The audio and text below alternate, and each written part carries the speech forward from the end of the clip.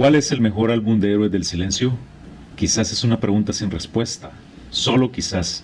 Cada uno de los cuatro suena totalmente distinto y va de lo más suave a lo más pesado y estridente. ¿Pero habrá uno de estos álbumes que equilibre el sonido del grupo? Escuchemos a continuación.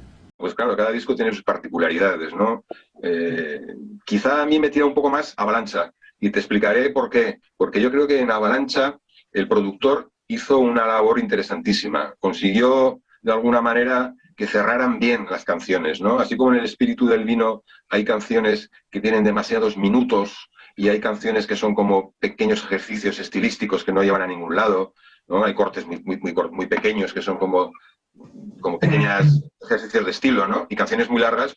El equilibrio, yo quiero que lo consiguen musicalmente, consiguen el equilibrio en Avalancha. Me da la impresión, ¿no? Ahí hay un ramillete de canciones muy bien terminadas, muy bien grabadas. Suena ese disco como no ha sonado otro disco. Es un LP que te pones en vinilo, en un buen equipo y suena tronador. Es algo brutal, ¿no? Es un gusto personal, ¿no? Por Avalancha, ¿no? Aunque yo sé que Senderos es quizá la cumbre creativa del grupo, ¿no? Es el momento en que mejor se expresan ellos como un grupo singular, ¿no?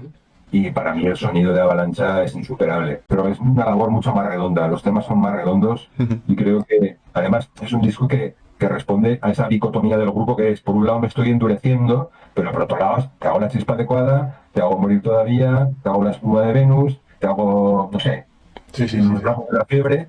Entonces esa dicotomía del endurecimiento de la raíz del grupo en medio tiempo más melódico, ¿no? A mí me gusta, yo creo que eso es lo más me gusta a mí.